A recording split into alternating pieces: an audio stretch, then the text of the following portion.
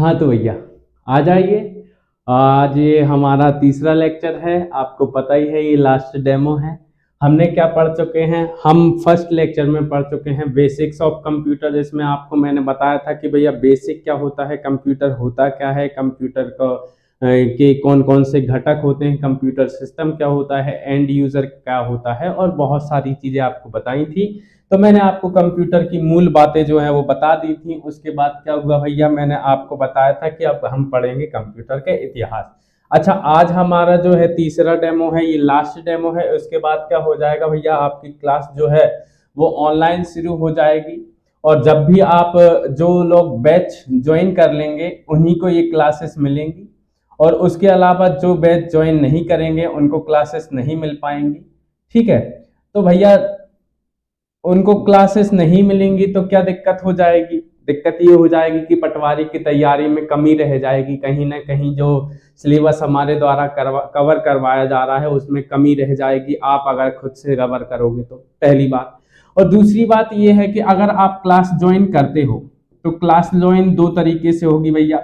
जब आप ऐप पे कोर्स जाके परचेस कर लोगे तो आपको लाइव क्लास मिलेगी, जो कि किस पर मिलेगी, जूम पर मिलेगी। ठीक है, पहली बात। दूसरी बात, अगर इन केस क्या होता है, कभी कभी इमरजेंसी होती है और क्लास छूट जाती है, तो कभी कभी अगर क्लास छूट जाती है तो आपको क्या मिलेगी भैया, रिकॉर्डेड क्लास मिलेगी। क्या मिलेगी? रिकॉर्डेड क्लास मिलेगी। और रिकॉर्डेड क्लास किस पर मिलेगी भैया? आपको ऐप पर मिलेगी। ठीक है, सारांश आईसीएस का जो ऐप है वहां पर क्या मिल जाएगी आपको, जो है रिकॉर्डेड क्लास मिल जाएगी उसी टॉपिक की जो आपने क्लास में नहीं ले पाया है, लाइव क्लास में नहीं ले पाया। पर इसमें थोड़ा सा डिफरेंस होगा, जो लाइव क्लास होगी उसमें लाइव इंटरेक्शन होगा। लाइव इंटरेक्शन होगा तो कुछ नई चीजें आपको जानने को मिलेंगी। उसके अलावा क्या मिलेगा भैया, आपको ये मिलेगा कि भैया लाइव क्लासेस में आप हाल साल जो भी दिक्कत आती है, जो भी डाउट आता है वो वहीं के वहीं पूछ सकते हो, पर रिकॉर्डेड में ये चीज नहीं पूछ सकते हो। फिर उसके बाद एक चीज है, क्लास ज्वाइन कर लेते हो तो आपका डाउट सेक्शन भी रहेगा। ठीक है, डाउट सेशन में आपके जितने भी डाउट आते हैं सब्जेक्ट से रिलेटेड या फिर किसी भी और सब्जेक्ट से रिलेटेड जो पटवारी से संबंधित है, उसका सॉल्यूशन भी किया जाएगा। ठीक है, अगर क्लास ज्वाइन करते हो तो आपको टेस्ट भी मिलेंगे भैया, जिससे आपकी प्रैक्टिस हो पाएगी। उसके अलावा क्या मिलेगा भैया, आपको क्या मिलेगा, तो उसके अलावा आपको प्रीवियस ईयर के क्वेश्चन पेपर जो हैं उनको सॉल्यूशन जो है आपको करवाए जाएंगे क्लास में, जिससे क्या हो जाएगा, आपकी तैयारी और भी बेहतर हो पाएगी, आप अच्छे से समझ पाएंगे कि भैया ये चीजें हैं। तो चलिए क्लास स्टार्ट करते हैं। क्लास स्टार्ट करेंगे तो मैं सबसे पहले आपको बता दूं कि हम कंप्यूटर का इतिहास पढ़ रहे थे। पिछले लेक्चर में हमने कंप्यूटर का इतिहास पढ़ा था और मैंने बताया था कि भैया एबेकस आया, एबेकस के बाद पास्कलाइन आया, पास्कलाइन के बाद सेंसस टेबुलेटर आया, फिर डिफरेंस इंजन आया, एनालिटिकल इंजन आया, सेंसस टेबुलेटर आया, ऐसी कई सारी चीजें आई।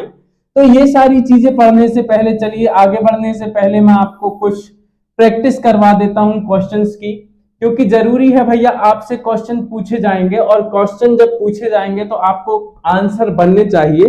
तो देखो, फर्स्ट चैप्टर जो हमारा था वो था बेसिक्स ऑफ कंप्यूटर। कौन सा चैप्टर था फर्स्ट हमारा? Basics of computer. अब बेसिक्स ऑफ कंप्यूटर यानी कि कंप्यूटर की मूल बातें और कंप्यूटर का इतिहास, ये दोनों चैप्टर हम पढ़ रहे थे। तो बेसिक्स ऑफ कंप्यूटर में से कौन कौन से क्वेश्चन आ सकते हैं ये मैं आपको आज दिखा रहा हूं। ये आपको ऐसे क्वेश्चन बनेंगे, ये आपको पता चल जाएगा। तो पहला जो आपकी स्क्रीन पर प्रश्न है, देखो वन लाइनर के रूप में दे रहा हूं, आगे आपको प्रैक्टिस के लिए कुछ ऑब्जेक्टिव क्वेश्चन भी है तो उनको भी प्रैक्टिस करेंगे। पहले वन लाइनर के रूप में पहला देखते हैं कि आपके कंप्यूटर का प्रत्येक घटक होता है। मैंने आपको क्या बताया था कि आपके कंप्यूटर सिस्टम का प्रत्येक घटक या तो हार्डवेयर होगा या फिर सॉफ्टवेयर होगा। क्यों? क्योंकि हार्डवेयर जो है ये हाड़ मांस का बना शरीर होता है, उसका उसी प्रकार से वो प्लास्टिक का या फिर अर्धचालक का जिस भी चीज का बना होता है वो क्या होता है, उसका शरीर होता है, जबकि उसके अंदर जो सॉफ्टवेयर होता है वो उसकी आत्मा होती है। तो आपके घर में या फिर कहीं भी आप कंप्यूटर देखें तो कंप्यूटर में मेनली क्या होती हैं भैया, दो चीजें होती हैं और दो घटक होते हैं। एक होता है हार्डवेयर, दूसरा होता है सॉफ्टवेयर। तो ये क्वेश्चन आपको एक क्लर्क के एग्जाम में, जो बैंकिंग का एग्जाम होता है, उसमें देखने को मिल जाएगा। ये प्रीवियस ईयर के क्वेश्चन पेपर में आया हुआ है। तो इसमें क्या पूछा गया था, आपके कंप्यूटर का प्रत्येक घटक होता है या तो हार्डवेयर होता है या सॉफ्टवेयर होता है, तीसरी कोई चीज नहीं होती। ठीक है, ठीक है। फिर उसके बाद दूसरा क्वेश्चन पेपर में आया था, एक प्रीवियस ईयर के क्वेश्चन से ही पेपर लिया गया है, मतलब क्वेश्चन उठाए मैंने। तो इनपुट के कंप्यूटर प्रोसेसिंग का परिणाम होता है। देखो मैंने आपको क्या बताया था कि हमने क्या किया है, डाटा लिया, अव्यवस्थित तथ्यों का संकलन क्या कहलाता है, डाटा कहलाता है। अव्यवस्थित तथ्यों का संकलन क्या कहलाता है, डाटा कहलाता है। उसी डाटा को हमने क्या किया, प्रोसेसिंग की। ठीक है, तो हम प्रोसेसिंग करेंगे तो क्या करना पड़ेगा, हमको उस डाटा को इनपुट के रूप में कंप्यूटर के अंदर डालना पड़ेगा। जो चीज अंदर प्रोसेस के लिए डाली जाती है उसे बोलते हैं इनपुट। क्या बोलते हैं, इनपुट। अब इनपुट करने के बाद क्या होगा भैया, प्रोसेसिंग होगी। तो देखो हमने इनपुट दिया कंप्यूटर को इनपुट दिया, और कंप्यूटर उसका क्या करेगा भैया, कंप्यूटर उसको प्रोसेस करेगा। क्या करेगा, प्रोसेस करेगा। प्रोसेस करने के बाद उसका रिजल्ट देगा, जिसे क्या बोलते हैं हम लोग, आउटपुट बोलते हैं। और यही प्रश्न में पूछा गया था कि भैया इनपुट के कंप्यूटर प्रोसेसिंग का परिणाम क्या होता है, तो आप आंसर क्या कर देंगे, आउटपुट होता है। बहुत ही सिंपल सा क्वेश्चन है, बहुत ही वाहियात क्वेश्चन है, पर गलत नहीं होना चाहिए। अगला क्वेश्चन है, कंप्यूटर प्रोसेस का बुनियादी लक्ष्य है। तो कंप्यूटर प्रोसेस का बुनियादी लक्ष्य क्या होता है, डाटा को सूचना में बदलना। मैंने बार बार आपको एक ही बात डेफिनेशन में बताई थी, और एक बार फिर मैं आपको बता देता हूं कि कंप्यूटर प्रोसेस का मतलब क्या होता है। प्रोसेस का मतलब होता है भैया, डाटा को उपयोगिता के अनुसार परिवर्तित करना। तो भैया जब हम क्या करते हैं, डाटा को हमारी उपयोगिता के अनुसार परिवर्तित कर देते हैं, तो उस प्रक्रिया को या उस विधि को क्या बोलते हैं, प्रोसेसिंग या फिर प्रोसेस बोलते हैं। यही चीज यहां पे पूछी गई है कि कंप्यूटर प्रोसेस का बुनियादी लक्ष्य क्या होता है। तो डाटा को उपयोगिता के आधार पर परिवर्तित करना प्रोसेसिंग है। तो परिवर्तित करके डाटा बन क्या जाता है, सूचना बन जाता है। तो डाटा को सूचना में बदलना जो है वो कंप्यूटर प्रोसेस का बुनियादी लक्ष्य होता है। अगला प्रश्न है कि कंप्यूटर डाटा एकत्र करते हैं, जिसका अर्थ है कि वे प्रयोक्ता को डाटा इनपुट करने देते हैं। देखो कंप्यूटर क्या होते हैं, कंप्यूटर डाटा को लेते हैं, ठीक है, यानी कि वो मानते हैं कि भैया कंप्यूटर में डाटा हम डालेंगे, यानी कि डाटा इनपुट के रूप में डालेंगे, तभी तो कंप्यूटर प्रोसेस करेगा। तो कंप्यूटर प्रोसेस कब करता है, कंप्यूटर डाटा को एकत्र कब करता है, जब डाटा को इनपुट करने देते हैं कंप्यूटर में। ठीक है, तो ये बात आपको याद रखनी है। फिर फिफ्थ क्वेश्चन क्या है कि अर्थपूर्ण ढंग से व्यवस्थित या प्रस्तुत किए गए डाटा को क्या कहते हैं। देखो मैंने क्या किया था, आपको सिंपल रूप में सारी की सारी चीजें समझाई थी, बट क्या होता है एग्जाम में डिफिकल्ट डेफिनेशंस आती हैं और डिफिकल्ट शब्दावली आती है कंप्यूटर की, थोड़ी टेक्निकल शब्दावली ज्यादा यूज करते हैं, तो उससे आप परेशान मत होइएगा। आप उसको इंग्लिश में भी पढ़िएगा और हिंदी में पढ़िएगा, और उसके बाद आप कोशिश कीजिएगा कि उसकी बेसिक बात आप समझ पाएं। जब आप बेसिक बात समझ पाएंगे तो आप ये देखेंगे कि अर्थपूर्ण ढंग से व्यवस्थित या प्रस्तुत किए गए डाटा को क्या कहते हैं। मैंने आपको बताया था कि सुव्यवस्थित डाटा को, जिसका हम उपयोग कर सकते हैं, क्या बोलते हैं, सूचना बोलते हैं। तो यही चीज यहाँ पे पूछी गई है। तो अर्थपूर्ण ढंग से व्यवस्थित या प्रस्तुत किए गए डाटा को क्या बोलते हैं, सूचना बोलते हैं। फिर उसके बाद आता है नॉन न्यूमेरिक डाटा का उदाहरण है। देखो मैंने आपको एक स्लाइड बताई थी, क्या स्लाइड बताई थी? मैंने आपको बताई थी एक स्लाइड के भैया डाटा दो प्रकार के होते हैं। कौन कौन से होते हैं? एक न्यूमेरिकल डाटा होता है, एक नॉन न्यूमेरिकल यानी कि चिन्हात्मक डाटा होता है, अल्फा न्यूमेरिकल डाटा होता है। दो प्रकार के डाटा बताए थे, एक बताया था मैंने न्यूमेरिकल डाटा, दूसरा बताया था अल्फा न्यूमेरिकल डाटा।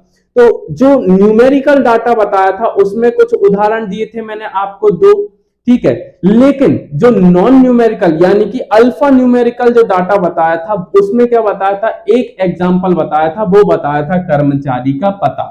तो आपसे अगर क्वेश्चन पूछा जाए कि भैया नॉन न्यूमेरिकल डाटा या फिर अल्फा न्यूमेरिकल डाटा का इनमें से कौन सा एग्जाम्पल है, तो एक ही एग्जाम्पल आप मेनली याद रखेंगे क्योंकि ये प्रीवियस ईयर में यही क्वेश्चन आया था। तो ये आंसर है कर्मचारी का पता, इसका सही आंसर होगा। अगला क्वेश्चन है कंप्यूटर डाटा को मैनिपुलेट करता है जिसे कहते हैं, देखिए कंप्यूटर क्या करता है? डाटा को मैनिपुलेट करता है। तो डाटा के मैनिपुलेशन की प्रोसेस क्या कहलाती है? ये क्वेश्चन अब सरल लग रहा है क्या? डाटा के मैनिपुलेशन की प्रोसेस क्या कहलाती है? तो ये क्वेश्चन है अब, तो इसका आंसर क्या हो जाएगा? प्रोसेसिंग हो जाएगा। यही चीज वो बोल रहा है कि कंप्यूटर डाटा को मैनिपुलेट करता है और इस मैनिपुलेशन को क्या कहते हैं? इसी मैनिपुलेशन को प्रोसेसिंग कहते हैं। अगला क्वेश्चन है कंप्यूटर प्रोसेस द्वारा इंफॉर्मेशन में किसे परिवर्तित करता है? तो किस चीज को प्रोसेस द्वारा सूचना में परिवर्तित किया जाता है? डाटा को। डाटा को प्रोसेस द्वारा सूचना में परिवर्तित किया जाता है। तो डाटा वो चीज है जिसको सूचना में परिवर्तित किया जाता है। यही चीज पूछी है कि कंप्यूटर प्रोसेस द्वारा इंफॉर्मेशन में किसे परिवर्तित करता है? तो डाटा को परिवर्तित करता है, बस सीधी सी बात है। फिर उसके बाद अगर देखें अगला क्वेश्चन कि डाटा कच्चे तथ्यों का अर्थहीन निरूपण होता है जबकि सूचना क्या होती है? अर्थपूर्ण रूप से व्यवस्थित डाटा होता है। इस बात को आप भली भांति जानते हो, बार बार मैं आपको नहीं बताऊंगा। आपको लगता होगा कि भैया बार बार बता रहे हैं, अब तो रटा हो गया है। 10वां क्वेश्चन है कि वे डिवाइस कौन सी हैं जो कंप्यूटर सिस्टम को बनाती हैं और जिन्हें आप देख सकते हैं और छू भी सकते हैं? याद आया? जिसे हम छू सकते हैं, छू कर तुझे लगा तो ऐसा। तो हार्डवेयर वो चीज है जिसे आप छू सकते हो, ठीक है। अगली चीज है भारत का पहला कंप्यूटर कहां स्थापित किया गया था? तो आपको पता है भारतीय सांख्यिकी संस्थान कोलकाता में इसको स्थापित किया गया था। फिर उसके बाद अगला है देश का प्रथम कंप्यूटर साक्षर जिला कौन सा है? ये आपको मैंने नहीं बताया था, ये वन लाइनर में एक्स्ट्रा फैक्ट आया है और इसी को आप याद कर लीजिए कि भारत का पहला कंप्यूटर साक्षर जिला कौन सा है? तो भारत का पहला कंप्यूटर साक्षर जिला जो है वो है मल्लपुरम। और मल्लपुरम किस राज्य का जिला है? केरल राज्य का जिला है, ठीक है। तो याद रखिएगा केरल जो है वहां पे एक जिला है मल्लपुरम, वो क्या है भैया? प्रथम कंप्यूटर साक्षर जिला है। अगला क्वेश्चन है कंप्यूटर उपयोगकर्ता जो कंप्यूटर के विशेषज्ञ नहीं होते हैं कहलाते हैं। तो मैंने आपको एक बात बताई थी कि गांव में एक व्यक्ति रहता है और उस व्यक्ति को कंप्यूटर चलाने में इतना ज्यादा नॉलेज नहीं है, विशेषज्ञ नहीं है, परंतु वो कंप्यूटर चलाना जानता है, तो उसे क्या बोलते हैं? तो उस व्यक्ति को बोलते हैं एंड यूजर। और यही क्वेश्चन में पूछा गया है कि कंप्यूटर उपयोगकर्ता जो कंप्यूटर के विशेषज्ञ नहीं होते क्या कहलाते हैं? आपका आंसर होना चाहिए एंड यूजर कहलाते हैं। फिर उसके बाद 14th नंबर का जो क्वेश्चन है वो बताता है कि भाई ये कंप्यूटर तथा इंटरनेट का प्रयोग करने वाले तथा इससे वंचित लोगों के बीच का अंतर क्या कहलाता है? आय हाय हाय, फिर से एक रद्दी सा क्वेश्चन आया है आपके सामने। मैंने बताया था ग्रामीण शहरी दोनों लोगों के बीच अंतर कंप्यूटर साक्षरता, या फिर लड़के और लड़कियों के बीच कंप्यूटर साक्षरता का अंतर, या फिर गरीब और अमीर के बीच कंप्यूटर साक्षरता का अंतर। तो जो ये अंतर है, जो कंप्यूटर साक्षर लोग हैं, कंप्यूटर और इंटरनेट की जानकारी रखने वाले लोग हैं और इससे वंचित लोग हैं, उनके बीच का जो अंतर है वो क्या कहलाता है? डिजिटल डिवाइड कहलाता है। यानी कि जिसको जानकारी है माइनस जिसको जानकारी नहीं है बराबर क्या कहलाता है? डिजिटल डिवाइड कहलाता है। देखो लिख के बताता हूं एक बार तो आपको और अच्छे से समझ में आएगा। जानकारी है, जानकारी, रुकिए, जानकारी है माइनस जानकारी नहीं है बराबर डिजिटल डिवाइड। यही तो मैं बोलना चाह रहा हूं, तब से यही बोल रहा हूं।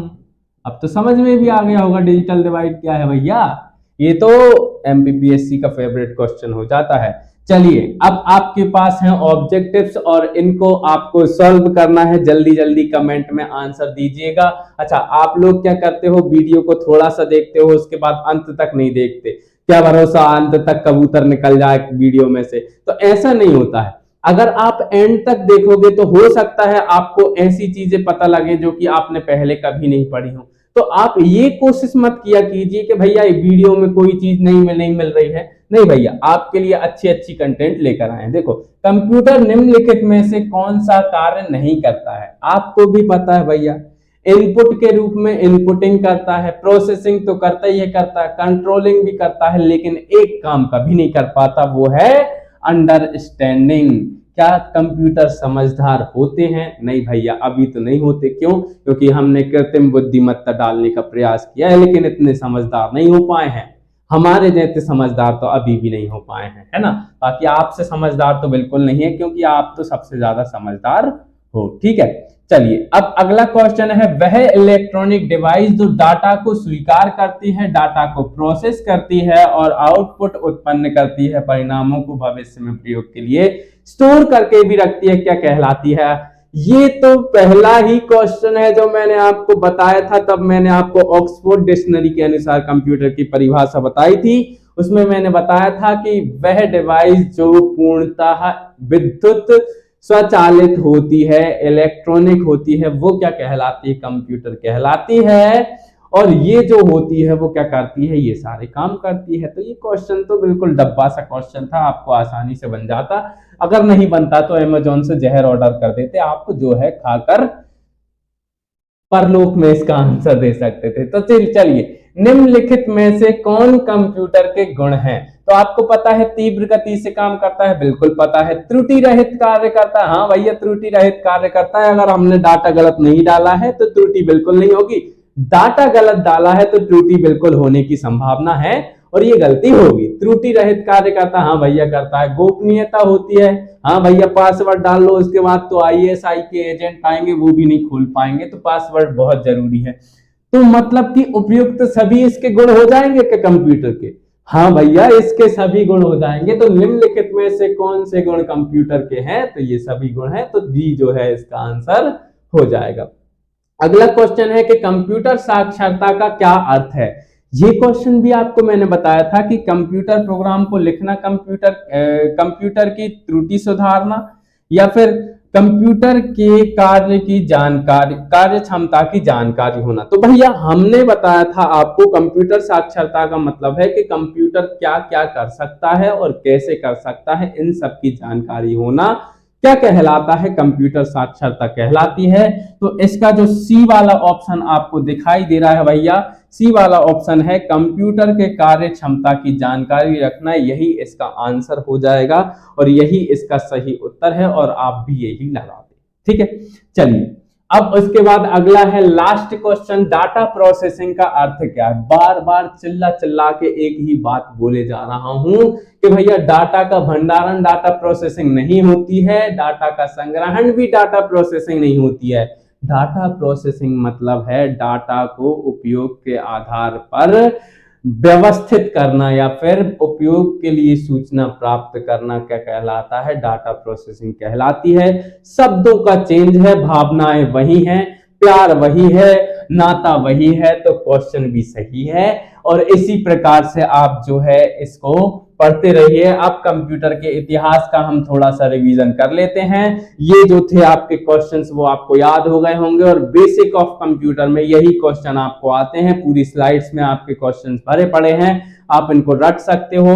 देखो, जैसे ही चैप्टर कंप्लीट होता है उसके बाद अगर हमको वन लाइनर मिल जाए, क्या मिल जाए, वन लाइनर मिल जाए, और उसी चैप्टर के पीछे हमें क्या मिल जाए, कुछ ऑब्जेक्टिव मिल जाए जो हमारी प्रैक्टिस करवा दे कि हमने जो चैप्टर पढ़ा है वो अच्छे से पढ़ लिया है। तो ये हमारे लिए ज्यादा अच्छी बात होती है, और यही हमारी पीपीटी की खासियत रहेगी या हमारी पीडीएफ की खासियत रहेगी कि हमारे चैप्टर के बाद ही वन लाइनर होंगे, और वन लाइनर के बाद ही क्या होंगे, ऑब्जेक्टिव होंगे, और ऑब्जेक्टिव के बाद नया चैप्टर स्टार्ट होगा।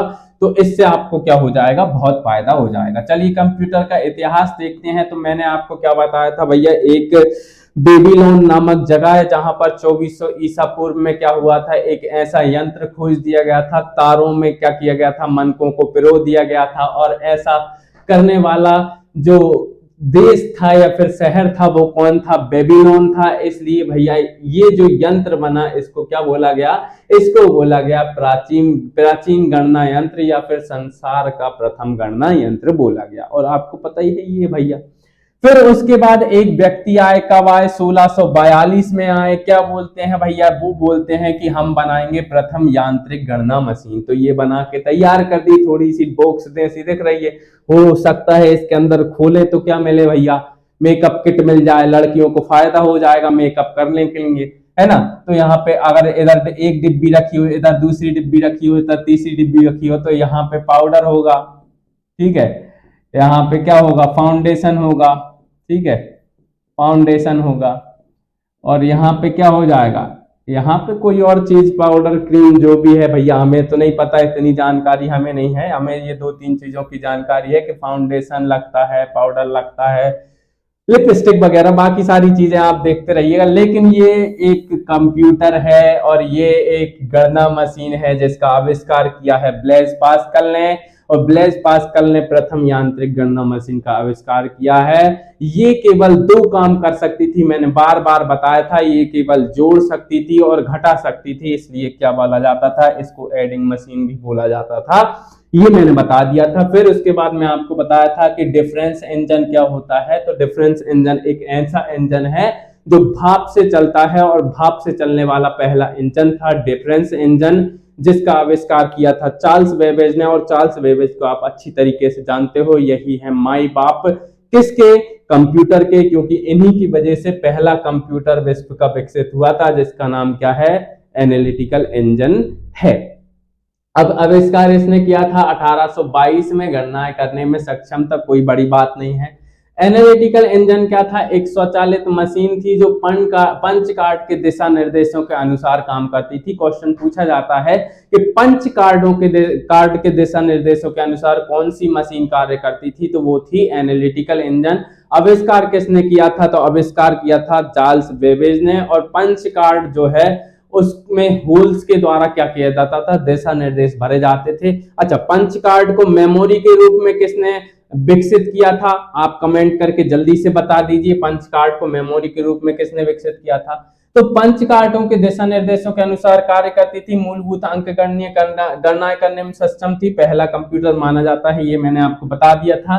फिर उसके बाद मैंने बताई थी कि लेडी एडा अगस्ता हैं जो पहली प्रोग्रामर हैं, इन्हीं को जाता है बाइनरी पद्धति के विकास करने का श्रेय। तो इस प्रकार से आपको याद रखना है। और बाइनरी पद्धति मैंने आपको बताया था कि बाइनरी पद्धति में क्या होता है भैया, तो बाइनरी पद्धति में जो है 0 और 1 के रूप में जो है विकास किया जाता है। 0 का मतलब होता है ऑफ और 1 का मतलब होता है ऑन। तो ये चीज मैंने आपको बताई थी। बाइनरी पद्धति को और ज्यादा डिटेल में समझने की जरूरत नहीं है। अब उसके बाद ये मैंने फोटो दिखाया था, ये एनालिटिकल इंजन है। अच्छा, इसमें पहला प्रोग्राम किसने डाला था भैया, तो ये लेडी एडा अगस्ता। और पहली बार इसको बनाया किसने था, तो ये व्यक्ति जो खड़े हैं इन्होंने बनाया था। अब उसके बाद देखोगे तो सेंसस टेबुलेटर है, और सेंसस टेबुलेटर के ही नीचे आपको दिख रहा होगा कि पंच कार्ड को मेमोरी के रूप में किसने विकसित किया है, तो पंच कार्ड को मेमोरी के रूप में विकसित किया था हरमन होलरिथ ने। और हरमन होलरिथ ही वही अमेरिकी वैज्ञानिक हैं जिन्होंने सेंसस टेबुलेटर का आविष्कार किया था 1890 में। और यही वो मशीन है जिसका उपयोग अमेरिका के जनगणना में किया गया था। ठीक है, फिर उसके बाद अगर देखें तो पंच कार्ड आया था। तो पंच कार्ड ये रहा भैया, पंच कार्ड, इसमें पंच करके होल किए जाते थे, और होल्स में क्या किया जाता था, मेमोरी के रूप में डाटा या सूचना को स्टोर किया जाता था, निर्देशों को भी स्टोर किया जाता था और इसे पंच कार्ड रीडर द्वारा पढ़ा जा सकता था। और पंच कार्ड का उपयोग डाटा को संग्रहित करने सबसे पहले टेक्सटाइल उद्योग में इसका उपयोग किया गया था, कपड़े बुनने वाली मशीन में नियंत्रित करने के लिए इसका उपयोग किया गया था। फिर मैंने आपको बताया था कि मार्क 1 हो जाएगा, जो कि प्रथम पूर्ण स्वचालित विद्युत यांत्रिक यंत्र हो जाएगा भैया, जो है मार्क 1। ये क्वेश्चन बहुत इंपॉर्टेंट हो जाएगा कि प्रथम पूर्ण विद्युत यांत्रिक कंप्यूटर कौन सा हो जाएगा या फिर गणना मशीन कौन सी हो जाएगी, तो वो हो जाएगी मार्क 1, बहुत इंपॉर्टेंट है। 1937 और 44 के बीच IBM कंपनी और हार्वर्ड आइकन के सहयोग से बनी थी। फिर उसके बाद ABC, ABC ये है बहुत इंपॉर्टेंट क्वेश्चन। क्यों? क्योंकि ये पहली बार डिजिटल है। ABC के बाद क्या आता है? D for digital. तो ऐसे क्या याद हो जाएगा हमको याद हो जाएगा कि भैया ABCD, D फॉर डिजिटल। तो ये पहला इलेक्ट्रॉनिक डिजिटल कंप्यूटर होगा, पहला इलेक्ट्रॉनिक डिजिटल कंप्यूटर होगा। किसने विकास किया है? तो जॉन एटनसॉफ और क्लिफोर्ड बेरी, क्योंकि इसके फुल फॉर्म में ही इसका आंसर छुपा हुआ है। तो जॉन एटनसॉफ और क्लिफोर्ड बेरी इसका आंसर हो जाएगा, यही आपका सही उत्तर है। और ये है मार्क 1 जो आपके सामने है कमरे के बराबर। फिर ये है ABC जो एटनसॉफ बेरी कंप्यूटर है, इसका फुल फॉर्म। फिर इसके बाद मैंने बताया था ENIAC है, electronic numerical integrator and calculator, इसका फुल फॉर्म है, जो सामान्य कार्यों के लिए बना प्रथम पूर्ण इलेक्ट्रॉनिक डिजिटल कंप्यूटर था। सामान्य कार्यों के लिए। ABC किसके लिए था भैया? विशिष्ट कार्यों के लिए था। ये सामान्य कार्यों के लिए प्रथम पूर्ण इलेक्ट्रॉनिक डिजिटल कंप्यूटर था। वो पूर्णतः इलेक्ट्रॉनिक डिजिटल नहीं था, ये वाला पूर्णतः इलेक्ट्रॉनिक डिजिटल है। और इसका आविष्कार किसने किया है? JP एकर्ट और जॉन मूचली ने किया है 1946 में। देखो हम रिवीजन कर रहे हैं इसलिए थोड़ा सा फास्ट जा रहे हैं। अभी अपन क्या करेंगे भैया, पीढ़ियां पढ़ेंगे तो थोड़ा स्लो जाएंगे, यही चीज है। अब एडवेक देखते हैं तो electronic discrete variable automatic computer, और ये एक ENIAC में कंप्यूटर जब हम प्रोग्राम चेंज नहीं कर पाते थे तो संग्रहित प्रोग्राम की अवधारणा दी एक व्यक्ति ने जिसका नाम है वॉन न्यूमैन। क्वेश्चन क्या पूछा जाएगा कि संग्रहित प्रोग्राम की अवधारणा किसने दी? तो संग्रहित प्रोग्राम की अवधारणा दी थी हमारे वॉन न्यूमैन साहब ने। और आधुनिक कंप्यूटर के विकास का श्रेय भी किसको जाता है? वॉन न्यूमैन को जाता है। इस बात को आप याद रखिएगा कि आधुनिक कंप्यूटर के विकास में सर्वाधिक योगदान किसने दिया है? तो वॉन न्यूमैन ने दिया है। और डाटा और अनुदेश दोनों को बाइनरी प्रणाली में संग्रहित करने का श्रेय भी इन्हीं को जाता है, जबकि बाइनरी प्रणाली को विकसित करने का श्रेय किसको जाता है? लेडी एडा अगस्ता को जाता है। अब उसके बाद आते हैं यूनिवेक पे, और यूनिवेक यूनिवर्सल ऑटोमेटिक कंप्यूटर है और ये प्रथम व्यापारिक कंप्यूटर है। निर्माण किया था 1954 में GEC ने।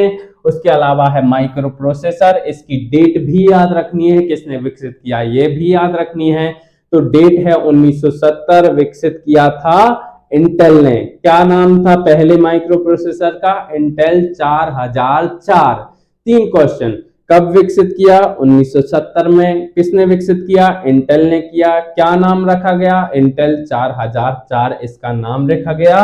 और ये एक माइक्रो कंप्यूटर के विकास में महत्वपूर्ण साबित हुआ। और ये आपको फोटो में दिख रहे हैं, ENIAC, एडवेक, यूनिवेक और माइक्रो प्रोसेसर। फिर उसके बाद लास्ट था एप्पल 2, जिसको मैंने बताया था कि 1977 में प्रथम व्यावसायिक माइक्रो कंप्यूटर था। और ये आपको फोटो में दिखाई दे रहा है। और ये एप्पल का साइन देखो, दिख रहा है ना एप्पल का साइन, यही है भैया एप्पल 2। ठीक है, 2 एप्पल है ना, इसलिए दो एप्पल बोला गया है। ठीक है, चलिए अब मैंने बताया था कि कंप्यूटर के विकास का हम वर्गीकरण करें तो 3 आधार मोटे मोटे हमारे सामने आते हैं, जिनके आधार पर हम क्या करते हैं, कंप्यूटर के विकास को हम देखते हैं। तो पहला है हार्डवेयर के उपयोग के आधार पर, दूसरा है कार्य पद्धति के आधार पर, और तीसरा है आकार और कार्य के आधार पर।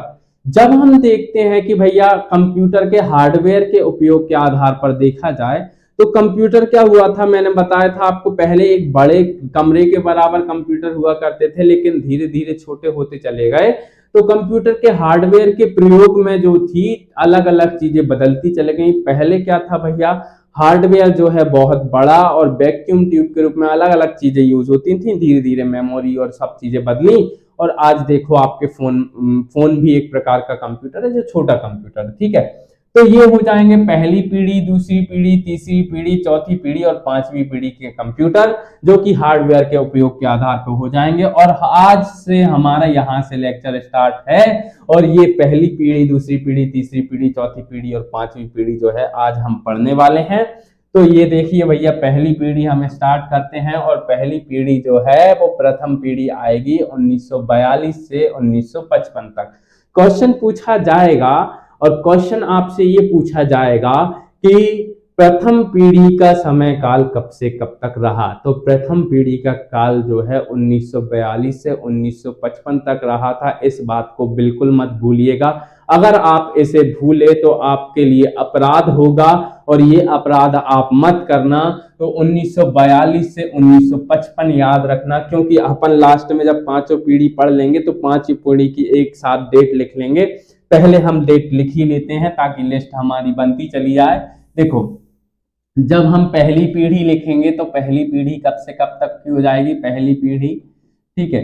तो पहली पीढ़ी जो है वो कब से कब तक की हो जाएगी, 1942 से लेके 1955 तक की हमारी पहली पीढ़ी हो जाएगी। ठीक है, अब देखो यहाँ पे क्या देख रहे हो आप, यहाँ पे एक थोड़ी सी बत्ती जैसी देख रहे हो, जो छोटा बल्ब आता है टॉर्च वगैरह में, उस जैसी चीज देख रहे हो। ये जो चीज है ना, इस चीज को बोलते हैं भैया, इस चीज को बोलते हैं वैक्यूम ट्यूब या फिर बल्ब। क्या बोलते हैं, वैक्यूम ट्यूब या फिर निर्वात नलिका या फिर क्या बोलते हैं, बल्ब बोलते हैं। निर्वात ट्यूब, वैक्यूम ट्यूब या फिर बल्ब, तीनों नाम इसके फेमस हैं। और जो भी कंप्यूटर बनाते थे, जैसे ये देखो, ये क्या था, पहली बार बनाया गया कंप्यूटर था। अब ये जो कंप्यूटर है प्रथम पीढ़ी का कंप्यूटर हो और इसमें जो छोटे छोटे बल्ब देख रहे हैं ना, ये जो जल रहे हैं, ये जो बल्ब है ना, ये बल्ब है वैक्यूम ट्यूब। और वैक्यूम ट्यूब है ना, जो बहुत सारी संख्या में इसमें यूज किए जाते थे। इस प्रकार से जो हार्डवेयर यानी कि जो शरीर बनाया जाता था कंप्यूटर का, वो किस रूप में बनाया जाता था, वो बनाया जाता था निर्वात ट्यूब के रूप में। क्योंकि निर्वात ट्यूब में क्या होता था, ऐसे एक बल्ब टाइप का बनाएंगे और इसमें निर्वात कर देंगे, एक एनोड रख देंगे जो कि पॉजिटिव रहेगी, एक कैथोड रखेंगे जो कि नेगेटिव रहेगी, अंदर चार्ज पहुंचाएंगे और इस प्रकार से कई तरीके से काम करेगा। तो ये चीज होगी। बट आपको बस इतना सा याद रखना है कि जो हार्डवेयर प्रथम पीढ़ी में उपयोग किए जाते थे या फिर प्रथम पीढ़ी के कंप्यूटरों में किस चीज का प्रयोग किया जाता था, तो वो किया जाता था, ठीक है। अब उसके बाद सॉफ्टवेयर की भाषा। तो सॉफ्टवेयर की भाषा जो है वो मशीनी भाषा होती थी और निम्न स्तरीय प्रोग्रामिंग भाषा होती थी। देखो होता क्या है कि जब हमने सेट ऑफ इंस्ट्रक्शंस बनाया तो वो क्या कहलाया, प्रोग्राम कहलाया। और जब हमने सेट ऑफ प्रोग्राम्स बनाया तो वो क्या कहलाया, सॉफ्टवेयर कहलाया। तो set of instructions is called program and set of program is called software. But जो सॉफ्टवेयर है या फिर जो प्रोग्राम, जो सॉफ्टवेयर है, उनको बनाने के लिए हमें क्या करना पड़ेगा, एक भाषा चूज करनी पड़ेगी, एक भाषा का उपयोग हमको करना पड़ेगा। तो शुरुआत में हम कौन सी भाषा का उपयोग करें इसके बारे में हमको पता नहीं था। तो हमने क्या किया भैया, पहली बार में मशीनी भाषा या निम्न स्तरीय प्रोग्रामिंग भाषा का जो है उपयोग कर दिया। क्योंकि देखो एक भाषा चाहिए होती है, एक लैंग्वेज चाहिए होती है प्रोग्राम को जमाने के लिए, ताकि प्रोग्राम सेट हो जाए और प्रोग्राम का एक सेट बन जाए, उसी को सॉफ्टवेयर बोलेंगे।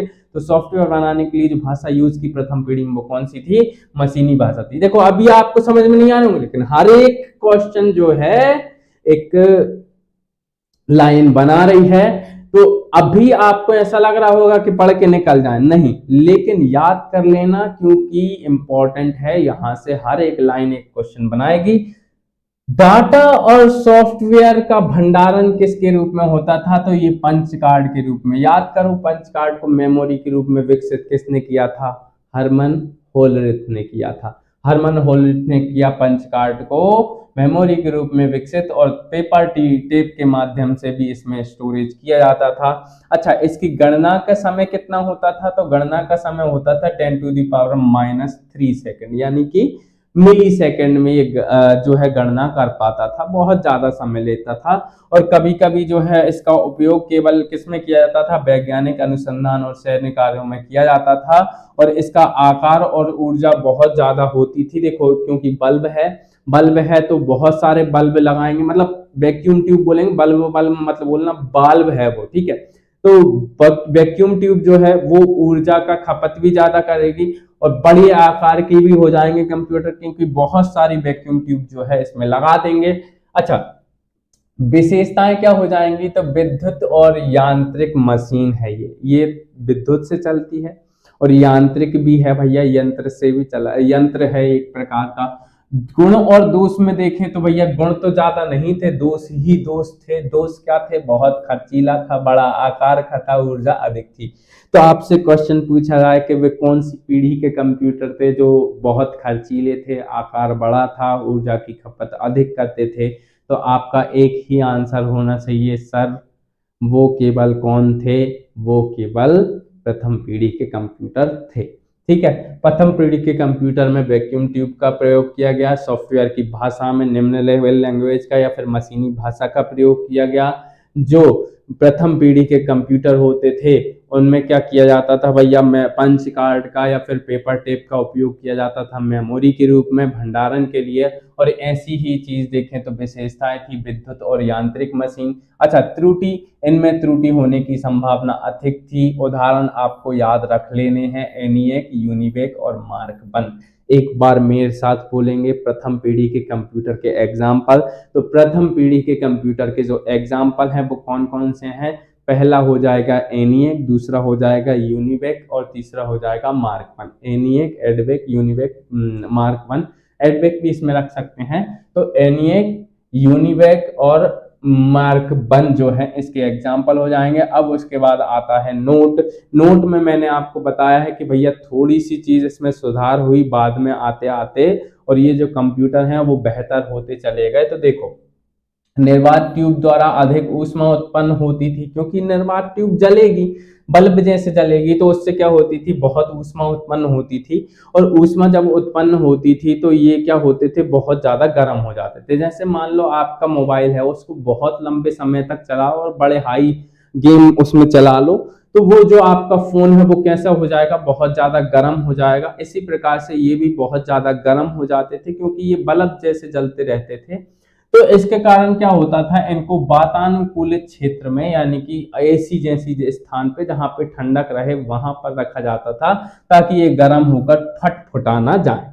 ठीक है, तो फटफुटा ना जाए इसलिए क्या रखा जाता था? इनको वातानुकूलित क्षेत्रों में रखा जाता था। बट 1952 का टाइम आया, एक व्यक्ति आया जिनका नाम था ग्रेस हूपर। तो देखो, प्रथम पीढ़ी का जो समय काल था वो कब से कब तक था? 1942 से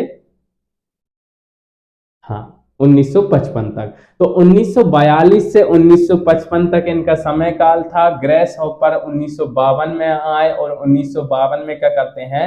जो भाषा यूज की जा रही थी पुराने समय से 1942 से, कौन सी भाषा? याद करो, वो भाषा कौन सी थी? मशीनी भाषा या निम्न लेवल प्रोग्रामिंग लैंग्वेज। तो उस भाषा के प्रयोग के बिना चीजें प्रोग्रामिंग करने के लिए उन्होंने क्या किया? ग्रेस हॉपर नाम के व्यक्ति ने असेंबली भाषा का आविष्कार किया। तो एक क्वेश्चन, तो आविष्कारक, देखो आविष्कारक बहुत इंपॉर्टेंट होते हैं, और जब 20 में से 20 चाहिए तो हर एक आविष्कार हम रट मारे, ये हमारा दायित्व बनता है। और 20 में से 20 लाने की दम भी हम रखते हैं, इस बात को याद रखिएगा। कभी भी अपने आप को कम मत आंकिए, सफलता आपको जरूर मिलेगी। ठीक है, कश्तियों को किनारा ना मिले तो फिर किस प्रकार की कश्ती? फिर तो वो डूबने वाला मंजर ही होगा। चलिए, लेकिन हम ग्रास हॉपर को देख रहे हैं, और ग्रास हॉपर क्या है भैया? असेंबली भाषा के आविष्कारक है, और इन्होंने प्रोग्राम को लिखना बहुत आसान कर दिया, क्योंकि असेंबली भाषा है जो मशीनी भाषा से कुछ ज्यादा सरल हुई। फिर उसके बाद क्या हुआ भैया, सेकंड जनरेशन के कंप्यूटर आए। यहाँ पे ये जो टाइमिंग है ना, इसमें थोड़ा सा फेरबदल है। ये टाइमिंग को आप थोड़ा सा सुधार लिया कीजिए, क्योंकि मैंने नोट्स में थोड़ी सी अलग लिखी है और ये फोटो में थोड़ी सी अलग मिलती है, ठीक है। हालांकि कोई ज्यादा डिफरेंस नहीं है, 1-1.5 साल का डिफरेंस हो जाता है, उससे कोई मायने नहीं रखता, पेपर में इतना ही आता है। तो द्वितीय पीढ़ी जो होती है वो कब से स्टार्ट होती है, 1955 से 1964 तक। तो 1955 तक प्रथम पीढ़ी चली, 1942 से याद रखना दूसरी पीढ़ी लिख लेते हैं अपन। तो दूसरी पीढ़ी कब से कब तक आ जाएगी,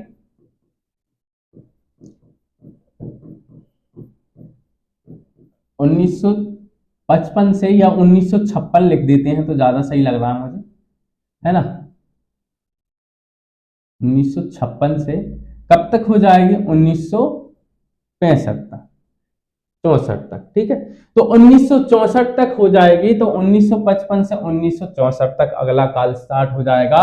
और इसमें जो निर्माण किया जाएगा, यानी कि इसमें हार्डवेयर बनाने के लिए जो चीज प्रयोग की जाएगी वो अब निर्वात ट्यूब नहीं होगी। क्यों? क्योंकि निर्वात ट्यूब गर्म होकर फट जाती थी, या फिर वातानुकूलित क्षेत्रों में रखने के लिए रखना पड़ता था इसको। अगर नहीं रखेंगे तो लंबे समय तक इसको नहीं चला सकते, बाद में गर्म होकर बेकार हो जाएगी। इसलिए क्या किया भैया, हमने अब निर्माण के लिए दूसरी चीज ढूंढना स्टार्ट कर दी। और हमने क्या किया, हमने एक इसका प्रतिस्थापक पा लिया, या फिर इसको बदल दिया, किससे भैया, ट्रांजिस्टर थे। तो ये जो आपको दिखाई दे रहा है ये कहलाता है ट्रांजिस्टर। पहले हम क्या कर रहे थे, ऐसा बल्ब जैसा बना रहे थे, ऐसा, ठीक है, ऐसा बल्ब जैसा बना रहे थे, एक एनोड रख रहे थे, एक कैथोड रख रहे थे, ठीक है। फिर उसके बाद क्या कर रहे थे, पॉजिटिव और नेगेटिव रखने के बाद इसको बहुत सारे जमा दे रहे थे और कंप्यूटर का निर्माण कर रहे थे।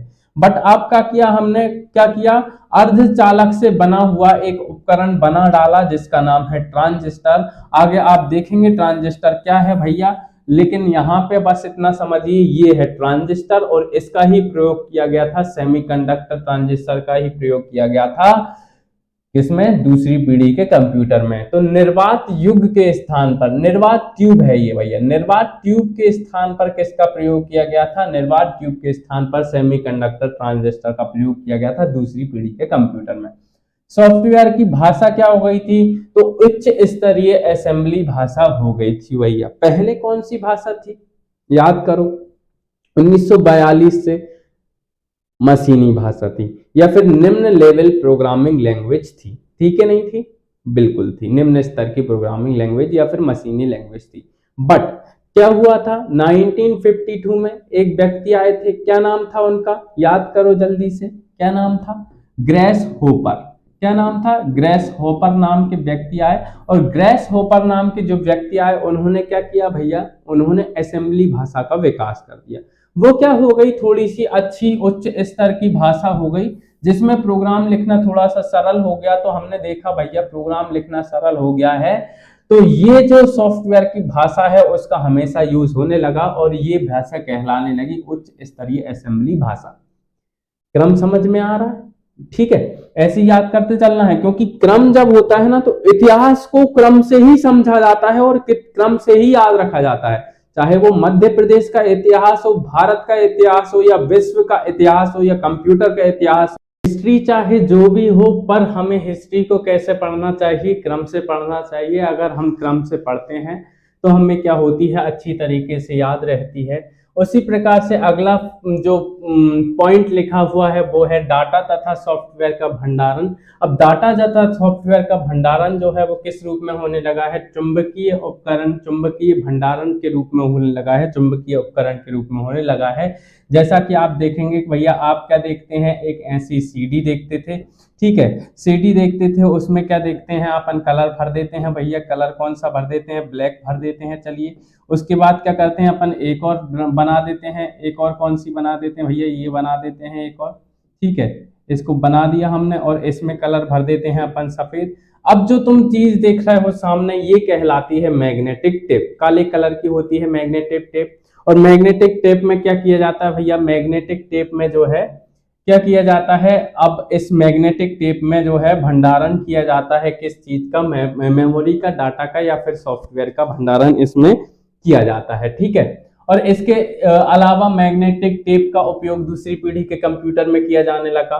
गणना समय या फिर गणना की गति जो है वो माइक्रो सेकंड में हो गई। उसके अलावा उपयोग जो है वो व्यवसाय तथा उद्योग दोनों क्षेत्रों में किया जाने लगा। माइक्रो सेकंड का मतलब है 10 टू द पावर -6 सेकंड में हो गई, ठीक है। अब उसके बाद आगे देखेंगे तो आपको दिखाई देगा भैया ये चीजें अंतर थी। वैक्यूम ट्यूब क्या होती थी, स्लो होती थी, एक्सपेंसिव होती थी और फ्रेगाइल होती थी, जबकि ट्रांजिस्टर जो होते थे वो कैसे होते थे, बहुत simpler, much smaller, much cheaper, more reliable, no warm up और मच फास्टर होते थे। इसलिए इनका प्रयोग जो है वो किया जाता था सेकंड पीढ़ी के कंप्यूटर में। और थर्ड पीढ़ी में आप देखोगे तो आपको दिखाई देगा कि भैया आप क्या हो गया है, इंटीग्रेटेड सर्किट का प्रयोग किया जाने लगा है। और यही प्रयोग जो है मैंने एनिमेशन के माध्यम से आपको बताया है कि फर्स्ट जनरेशन के में वैक्यूम ट्यूब आ गई है, सेकंड जनरेशन में ट्रांजिस्टर आ गया है, थर्ड जनरेशन में इंटीग्रेटेड सर्किट आ जाएगा और फोर्थ जनरेशन में वेरी लार्ज स्केल इंटीग्रेशन आ जाएगा और अल्ट्रा लार्ज स्केल इंटीग्रेशन जो है वो फिफ्थ जनरेशन में आ जाएगा। चलिए आगे देखते हैं। तो आप देखोगे भैया इस सेकेंड जनरेशन की और क्या विशेषताएं थी। तो एक और विशेषता थी कि मेमोरी और प्रोसेसिंग क्षमता में क्या हो गई थी भैया, वृद्धि हो गई थी। और इसका एग्जाम्पल आप देखोगे तो IBM का 1401, यूनिवैक और PDP-8 जो है इसके एग्जाम्पल देखने को मिलेंगे। बहुत इंपॉर्टेंट एग्जाम्पल नहीं है, आपको याद नहीं रखने हैं। आपको क्या याद रखना है, विशेषता याद रखना है कि इनकी मेमोरी और प्रोसेसिंग क्षमता दोनों में क्या हो गई थी, वृद्धि हो गई थी। उसके बाद गुण एवं दोष देखें तो गुण क्या हो गई थी भैया, बहुत ज्यादा खर्चीला था। एक तो ये दोष था इसका, पहली चीज। और दूसरी चीज क्या है कि भैया अपेक्षाकृत छोटा और तीव्र हो गया था, ये इसका गुण एक था। अब उसके बाद एक नोट करके मैंने बताई है बात ये है कि भैया जैसे 1942 से 1955 तक क्या हुआ था भैया, मशीन लैंग्वेज का उपयोग होता था, लेकिन 1952 में मशीनी लैंग्वेज के स्थान ले लिया था असेंबली भाषा ने। उसी प्रकार से 1964 तक आते आते क्या हुआ है भैया, जो असेंबली लैंग्वेज है उसको परिवर्तित कर दिया जाएगा और उसके स्थान पर कोबोल और फोर्ट्रन जैसी भाषा का प्रयोग किया जाएगा। तो कोबोल और फोर्ट्रन जैसी भाषा का विकास हो गया सॉफ्टवेयर में। COBOL common business oriented language और फोर्ट्रन यानी कि फॉर्मूला ट्रांसलेशन जैसी उच्च स्तरीय भाषा का विकास जो है वो हो गया। और वो विकास ने किसने किया था, IBM कंपनी ने किया था। अच्छा, IBM कंपनी कौन सी कंपनी है भैया, तो ये कंप्यूटर निर्माता कंपनी है जिसका फुल फॉर्म है इंटरनेशनल बिजनेस मशीन। क्या फुल फॉर्म है भैया, इंटरनेशनल बिजनेस मशीन, इसका फुल फॉर्म है। और ये जो कंपनी है ये क्या करती है, कंप्यूटर का विकास करती है, माइक्रो प्रोसेसर का विकास करती है। तो इसने क्या किया, दो भाषाओं का विकास किया जिसमें सॉफ्टवेयर को लिखा जा सकता है। और दो भाषाएं कौन कौन सी थी, पहली थी कोबोल और दूसरी थी फोर्ट्रन। फोर्ट्रन का फुल फॉर्म सबसे पहले आप याद करोगे और फोर्ट्रन का फुल फॉर्म है फॉर्मूला ट्रांसलेशन। उसके बाद आप कोबोल का याद रखोगे, कोबोल का फुल फॉर्म है कॉमन बिजनेस ओरिएंटेड लैंग्वेज। तो कोबोल का फुल फॉर्म क्या हो जाएगा, मेरे साथ दोहराएंगे एक बार फिर से, common business oriented language, common business oriented language. वहीं फॉर्मूला ट्रांसलेशन किसका फुल फॉर्म हो जाएगा, वो हो जाएगा फोर्ट्रन का। और किसने विकसित किए हैं ये दोनों भाषाएं, IBM ने विकसित की हैं। कब विकसित की हैं, तो ये द्वितीय पीढ़ी के समय जब चल रहा है उसी टाइम पे विकसित किए हैं। अच्छा, बैच ऑपरेटिंग सिस्टम का आरंभ जो है वो दूसरी पीढ़ी के समय ही हुआ था। देखो, ऑपरेटिंग सिस्टम होते हैं वो पैरेलल ऑपरेटिंग सिस्टम होता है, बैच ऑपरेटिंग सिस्टम होता है, समानांतर काम करने वाला जो होता है वो पैरेलल ऑपरेटिंग सिस्टम कहलाता है। वही जबकि बैच ऑपरेटिंग सिस्टम क्या होता है, एक बैच बना देते हैं, इसमें ये कार्य संपन्न होगा, इसे बैच ऑपरेटिंग सिस्टम बोलते हैं। तो ये आपको ज्यादा डीप में नहीं जाना है, बस आपको इतना याद रखना है, रट लेना है कि बैच ऑपरेटिंग सिस्टम का विकास किस टाइम पे हुआ था। तो दूसरी पीढ़ी के टाइम पे बैच ऑपरेटिंग सिस्टम का विकास हुआ था। उसके बाद ट्रांजिस्टर के बारे में मैंने आपको बताया था कि भैया मैं ट्रांजिस्टर बताऊंगा। तो ये देखो ट्रांजिस्टर है, इसका विकास किया गया था।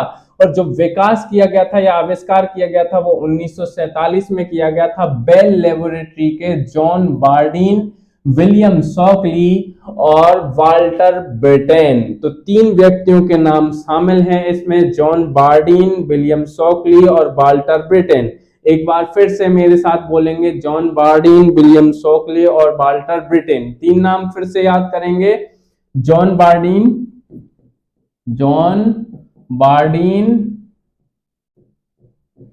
विलियम शॉकली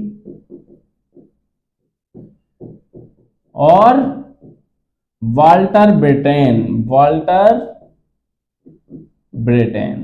ठीक है, तो ये नाम आप याद रखेंगे भैया, जॉन बार्डीन, विलियम शॉकली और वाल्टर ब्रिटेन। ठीक है, जॉन विलियम वाल्टर ऐसे करके मैं याद रखता था इनको। जॉन विलियम वाल्टर जो है वो जॉन, जैसे अमर अकबर एंथनी थे ना, वैसे ही कौन थे भैया, जॉन विलियम वाल्टर थे। तो जॉन विलियम वाल्टर जो है उन्होंने ट्रांजिस्टर की खोज की है।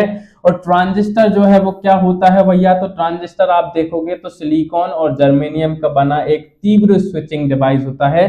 तीव्र स्विचिंग डिवाइस का मतलब होता है बहुत जल्दी ऑन ऑफ हो जाना। किसी भी चीज में ऑन ऑफ जल्दी जल्दी होगा तो प्रोसेस भी बहुत जल्दी जल्दी होगा। क्यों? क्योंकि बाइनरी सिस्टम पे काम करेंगे, और बाइनरी सिस्टम में क्या होता है, 0 का मतलब होता है ऑफ और 1 का मतलब होता है ऑन। तो ऑन ऑफ जल्दी जल्दी होगा तो उतनी जल्दी स्विचिंग होगी, और जितनी जल्दी स्विचिंग होगी उतनी जल्दी क्या हो जाएगी, प्रोसेसिंग हो जाएगी। फिर उसके बाद आते हैं तीसरी पीढ़ी के कंप्यूटर। और तीसरी पीढ़ी के जो कंप्यूटर होते हैं वो 1964 से 1971 तक आते हैं। अच्छा, इसकी डेट में भी कंफ्यूजन हो सकता है, 1971 की बजाय 1975 आप डेट याद रखेंगे। देखो 1971 फोटो में है, लेकिन एग्जैक्ट डेट 1975 तक चली थी, इस बात को याद रखिएगा। तो 1964 से 1975 तक आए, और इनके निर्माण में देखो, पहली पीढ़ी के निर्माण में किसका प्रयोग किया गया था, हाँ, वैक्यूम ट्यूब का यूज किया गया था। वहीं दूसरी पीढ़ी के कंप्यूटरों में किसका प्रयोग किया गया था, ट्रांजिस्टर का प्रयोग किया गया था। अब तीसरी पीढ़ी के जो कंप्यूटर आएंगे उनमें इंटीग्रेटेड सर्किट चिप का प्रयोग किया जाने लगेगा, और बाद में यही स्मॉल स्केल इंटीग्रेशन और मीडियम स्केल इंटीग्रेशन में परिवर्तित हो जाएगी। अभी लार्ज स्केल इंटीग्रेशन नहीं आया है, वेरी लार्ज स्केल इंटीग्रेशन भी नहीं आया है। वो कौन सी पीढ़ी में आएगा, चौथी पीढ़ी में आएगा, इस बात को याद रखिएगा। यहाँ पे क्या है, पहली बार इंटीग्रेटेड सर्किट आए हैं, और इंटीग्रेटेड सर्किट कौन से, स्मॉल और मीडियम इंटीग्रेशन वाले। ठीक है, इंटीग्रेटेड सर्किट होते क्या है ये बात मैं आपको बताऊंगा। देखो भैया, क्या होता है, एक सिलिकॉन या फिर जर्मेनियम या फिर अर्धचालक का बना हुआ एक प्लेट होती है। उस प्लेट में छोटे छोटे छोटे छोटे छोटे छोटे हजारों उपकरण लगा दिए जाते हैं, और मतलब ये हजारों उपकरण एक साथ मिलकर काम करते हैं। तो ये हजारों उपकरण जो काम कर रहे हैं वो इंटीग्रेट कर दिए गए हैं एक ही स्थान पर, और ये जो है तारों से एक दूसरे से कनेक्ट है। तो जब तारों से एक दूसरे से कनेक्ट है तो क्या बन जा रहा है, एक सर्किट बन जा रहा है। तो इसी कारण इसको बोलते हैं इंटीग्रेटेड सर्किट। चूंकि क्या दिखाई देती है, ये जो है ये पोटैटो के चिप्स जैसी, आलू की चिप्स जैसी दिखाई देती है, इसलिए इसको चिप बोलते हैं। ठीक है, इंटीग्रेटेड सर्किट चिप बोलते हैं, यही चीज है। और यही चीज आगे आपको मैं एक बार फिर से बताऊंगा, बस यहाँ पे याद रखिए, निर्माण में इंटीग्रेटेड सर्किट चिप का प्रयोग किया गया, जिसमें स्मॉल इंटीग्रेशन सर्किट और मीडियम इंटीग्रेशन का प्रयोग किया गया था। फिर उसके बाद अगर भंडारण देखें तो सेमीकंडक्टर भंडारण के रूप में उपयोग किए जाने लगे, जैसे कि रैम, रैंडम एक्सेस मेमोरी इसका फुल फॉर्म है, इसका प्रयोग किया जाने लगा। मेमोरी वाले चैप्टर में हम इसको पूरा पढ़ेंगे, लेकिन अभी इतना याद रखिए कि इसमें भंडारण के लिए किसका प्रयोग किया जाने लगा, तो इसमें भंडारण के लिए जो है सेमीकंडक्टर का प्रयोग किया जाने लगा। और गणना का समय बहुत कम हो गया। जैसे प्रथम पीढ़ी में क्या हुआ था, फर्स्ट जनरेशन में क्या हुआ था, 10⁻³ मिली सेकंड में नापते थे। सेकंड में क्या हुआ था, 10⁻⁶ माइक्रो सेकंड में नापते थे। और थर्ड जनरेशन में क्या हुआ है, 10⁻⁹ हो गया है, यानी कि नैनो सेकंड में कार्य क्षमता नापने लगे हैं, और कार्य क्षमता में बहुत ज्यादा तेजी आ गई है। अब सॉफ्टवेयर की भाषा देखो, मैंने बोला था भैया सॉफ्टवेयर की भाषा जो है और ज्यादा विकसित हो जाएगी, क्योंकि दूसरी पीढ़ी के अंत तक आते आते तो कोबोल और फोर्ट्रन का विकास हो गया था, लेकिन अब और भाषाएं विकसित करने का जो है आंदोलन से छिड़ गया था, और नई नई भाषाएं आ गई थी। जैसे एक भाषा थी PL1, ये भाषा यूज होने लगी। पास्कल भाषा यूज होने लगी। बेसिक भाषा यूज होने लगी। तो ये 3 भाषाएं जो है वो उच्च स्तर की भाषा थी, जो कि तीसरी पीढ़ी के कंप्यूटर में प्रयोग होने लगी। आपसे क्वेश्चन पूछा जाएगा कि भैया बेसिक और कोबोल और फोर्ट्रन भाषा का विकास किस समय में हुआ था? तो दूसरी पीढ़ी के कंप्यूटरों के समय। बट अगर आपसे पूछा जाए PL1 या फिर पास्कल या फिर बेसिक भाषा का प्रयोग किस टाइम पे किया गया था, तो आपके सामने है भैया स्क्रीन पे, एक बार ढंग से देख लो। PL1, पास्कल और बेसिक जो भाषा है उनका प्रयोग सॉफ्टवेयर की भाषा जो है तीसरी पीढ़ी में किया गया था। उपयोग अब तो भैया व्यक्तिगत रूप से उपयोग हो गया है, बच्चा बड़ा हो गया है, 3 साल का हो गया, व्यक्तिगत रूप में इसका उपयोग करने लगे हैं भैया। कोई भी छोटा मोटा काम हो, पानी का गिलास उठा के लाना हो या फिर कोई अदर काम हो, तो वो करवाने लगे हैं कंप्यूटर से। ठीक है, तो ये मैं मजाक कर रहा था, बस आपको इतना बताना चाह रहा था कि तीसरी पीढ़ी के जो कंप्यूटर हैं वो इस टाइप के दिखाई दे रहे हैं। और इस टाइप के जो कंप्यूटर हैं इनमें IC का यूज होने लगा है, इंटीग्रेटेड सर्किट का। कौन कौन से? स्मॉल इंटीग्रेशन वाले और मीडियम इंटीग्रेशन वाले, इस बात को याद रखिएगा। फिर इसके बाद अच्छा इसका समय काल बता दीजिए मुझे जल्दी से कब तक होगा? तो इसका समय काल होगा 1964 से लेके 1975 तक। Very good. अब उसके बाद मैं बता दूं कि more reliable in comparison to previous 2 generation, क्योंकि ये बहुत ज्यादा सस्ते होने लगे। सस्ते तो नहीं थे लेकिन बहुत ज्यादा कैसे होने लगे थे, बहुत ज्यादा कम एनर्जी खाने वाले होने लगे थे, पहली बात। और दूसरी बात क्या थी भैया, कम एनर्जी के साथ साथ छोटे बहुत हो गए थे। ये चीज मैं आपको बताना चाह रहा हूं। और उसके अलावा क्या हुआ था, स्मॉलर साइज हो गया था, जनरेटेड लेस हीट, गर्म होने के तो सवाल ही नहीं उठते क्योंकि ये ठंडा ही है।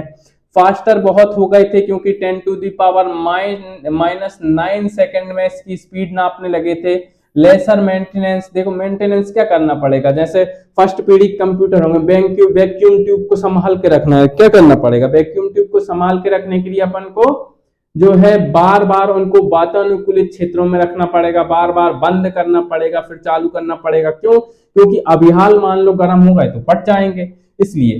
तो इनमें मेंटेनेंस भी कम था, लेकिन कॉस्टली बहुत थे, महंगे बहुत हो गए थे ये, इस बात को याद रखना।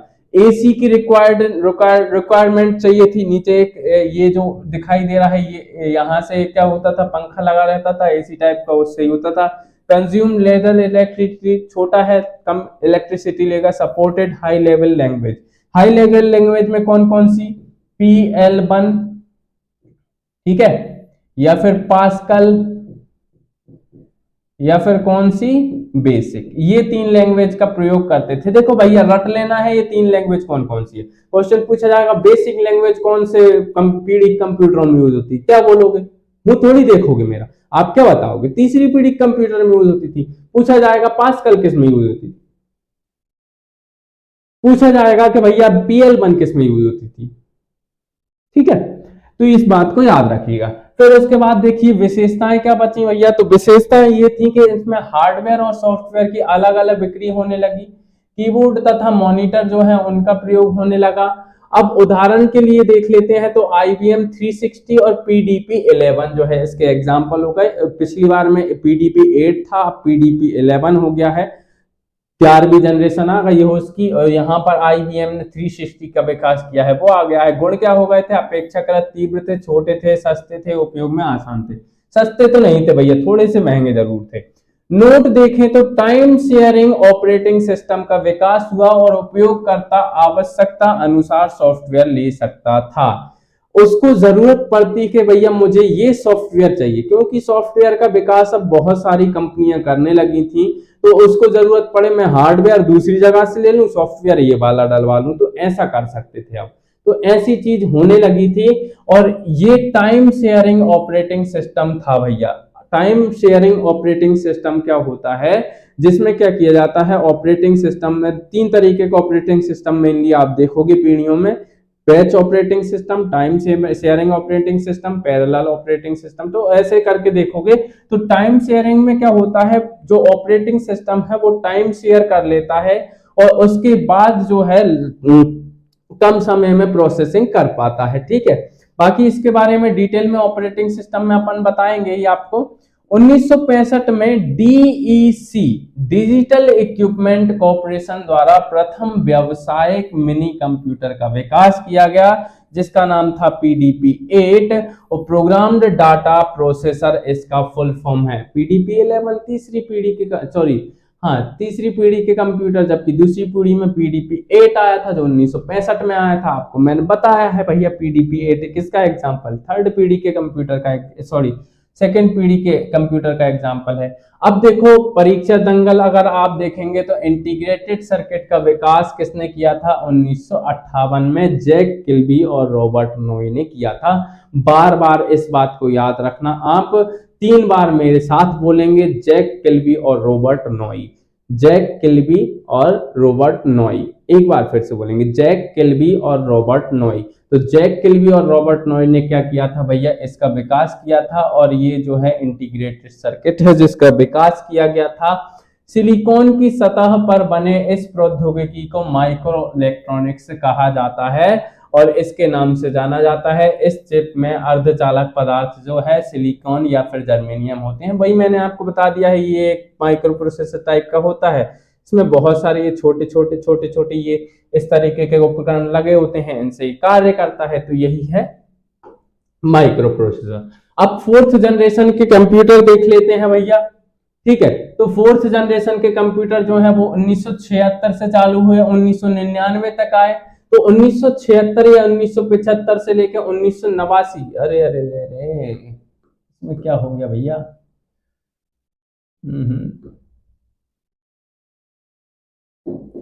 मैं बोल रहा था ना डेट का थोड़ा गड़बड़ होता है, ये 1989 होगा, ठीक है 1989। तो इस बात को देखिए, 1975 से 1989 है। निर्माण में प्रयोग किए गए थे माइक्रो प्रोसेसर, लार्ज स्केल के इंटीग्रेशन इसमें यूज हो गए और वेरी लार्ज स्केल के इंटीग्रेशन इसमें यूज हो गए। तो 2 तरीके के माइक्रो प्रोसेसर हुए, पहले लार्ज स्केल इंटीग्रेशन वाले, दूसरे वेरी लार्ज स्केल इंटीग्रेशन वाले। अब भंडारण क्षमता जो है वो सेमीकंडक्टर में मेमोरी के रूप में होने लगी और रैम की क्षमता में वृद्धि हो गई, क्योंकि सेमीकंडक्टर मेमोरी का ही यूज होने लगा। गणना का समय क्या हो गया, पिको सेकंड में हो गया। अब फर्स्ट जनरेशन में क्या था भैया, 10⁻³ मिली सेकंड। सेकेंड जनरेशन में क्या हुआ, 10⁻⁻6 माइक्रो सेकंड। थर्ड जनरेशन में क्या हुआ, 10⁻⁻9 नैनो सेकंड। अब 4th जनरेशन चल रही है तो क्या हो जाएगा, 10⁻12 3 के गुणज में बढ़ते जाएंगे, 10⁻12 यानी कि पिको सेकंड में हो जाएगी। सॉफ्टवेयर की भाषा क्या हो जाएगी, उच्च स्तरीय और बड़ी लैंग्वेज, जो कौन सी है भैया, सी भाषा का विकास हुआ, जिसमें प्रोग्रामिंग लिखना और ज्यादा सरल हो गया। तो सी भाषा का C++, जावा, बहुत सारी भाषाएं हैं, पास्कल, कोबोल, बेसिक। बट आप याद रखिए कि सी भाषा का प्रयोग किसमें किया गया, तो सी भाषा का जो विकास है वो 4थी पीढ़ी के कंप्यूटरों में किया गया था। अच्छा, इसका उपयोग अब किसमें हुआ, तो व्यावसायिक उत्पादन में, व्यक्तिगत उपयोग में, दोनों में जो है इसकी वृद्धि हो गई। व्यक्तिगत उपयोग में ज्यादा प्रयोग किया जाने लगा क्योंकि ऐसा दिखने लगा आप कंप्यूटर, कीबोर्ड है, मॉनिटर है। अब ये इस टाइप का हो गया।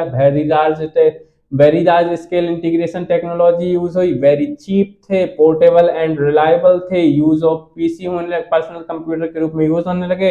वेरी स्मॉल साइज था, पाइपलाइन प्रोसेसिंग थी, है ना, नो एसी चाहिए नहीं थी इसके लिए, है ना, कॉन्सेप्ट ऑफ इंटरनेट आ गया था और बहुत सारी चीजें आ गई थी, आपको नहीं देखनी है। अगली स्लाइड पे चलते हैं तो इनकी विशेषताएं देखेंगे। और विशेषताएं क्या थी कि एक साथ कई कार्य करने की क्षमता रखते थे और IBM पीसी और इसके बाद एप्पल पीसी जो है इसके बहुत बढ़िया एग्जाम्पल हो गए थे। अब 4थी पीढ़ी जो है बहुत इंपॉर्टेंट हो गई है, क्यों, क्योंकि इसमें सी भाषा का प्रयोग कर रहे हैं, वेरी लार्ज स्केल इंटीग्रेशन और लार्ज स्केल इंटीग्रेशन का प्रयोग कर रहे हैं। IBM पीसी और एप्पल पीसी इसके एग्जाम्पल हो गए। गुण देखें तो अपेक्षाकृत सस्ते हो गए हैं, तीव्र हो गए हैं, उच्च क्षमता युक्त हो गए हैं, आसान उपयोग हो गया है। नोट करके मैंने एक बात फिर लिखी है, हर एक पीढ़ी के बाद एक बात लिखी हुई है जो इंपॉर्टेंट है, पेपर में आती है। तो माइक्रो प्रोसेसर जो है उनका विकास M.E. हॉफ ने 1971 में किया था। अब मुझे आप बताइए कि भैया जो इंटीग्रेटेड सर्किट हैं उनका आविष्कार किसने किया था, ठीक है। तो आप जब इंटीग्रेटेड सर्किट याद कर लोगे तो आपको ये काम आसानी से याद हो जाएंगे क्या, माइक्रो प्रोसेसर। और माइक्रो प्रोसेसर का विकास किया था एम.ई. हॉफ ने। कब किया था? 1971 में किया था। और यह अत्यंत छोटे और हाथ में लेकर चलने योग्य कंप्यूटर विकसित संभव हो पाया किसके कारण? इसी माइक्रो प्रोसेसर के कारण। दूसरी चीज, उच्च गति से चलने वाले कंप्यूटर जैसे कंप्यूटर नेटवर्क जैसे कि लैन और वैन का विकास जो है किस टाइम पे हुआ? तो वो भी हुआ चौथी पीढ़ी के समय। तो याद कीजिए कि भैया लैन और वैन का विकास किस समय हुआ? चौथी पीढ़ी के समय हुआ, पहली बात। दूसरी बात, किसने माइक्रो प्रोसेसर का विकास किया? तो एम.ई. हॉफ ने किया। कब किया? 1971 में किया। ठीक है। उसके बाद आप देखोगे तो पैरेलल कंप्यूटिंग का प्रयोग होने लगा। तो मैंने बताया था आपको दूसरी पीढ़ी के कंप्यूटर में किसका प्रयोग हुआ? बैच ऑपरेटिंग सिस्टम का। तीसरी पीढ़ी के कंप्यूटर में किसका प्रयोग होने लगा था? याद कीजिए, याद कीजिए भैया। देखो मैं आपको बताता हूं, कहां का भैया, आ जाओ। टाइम शेयरिंग ऑपरेटिंग सिस्टम, ये देखा।